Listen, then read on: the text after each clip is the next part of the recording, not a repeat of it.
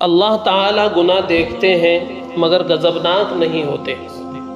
کہتے ہیں کہ بنی اسرائیل میں ایک بادشاہ تھا، اس کے پاس کسی عالم کا تذکرہ ہوا۔ بادشاہ نے اسے بلا بھیجا اور منت سماجت کر کے اسے اپنے پاس رکھنے کی کوشش کی۔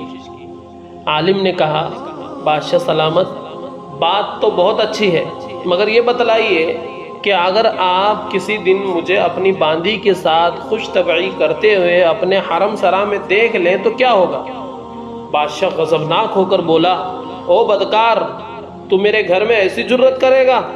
عابد کہنے لگا، میرا رب کتنا کریم ہے کہ دن میں 70 گناہ بھی دیکھے تو مجھ پر غضبناک نہیں ہوتا، اور نہ ہی اپنے دروازے سے دھکا دیتا ہے، اور نہ ہی مجھے اپنے رزق سے محروم کرتا ہے، تو میں اس کا دروازہ کیسے چھوڑوں اور ایسے شخص کے دروازے پر آ پڑوں جو نافرمانی کرنے سے پہلے ہی غضبناک ہو رہا ہے؟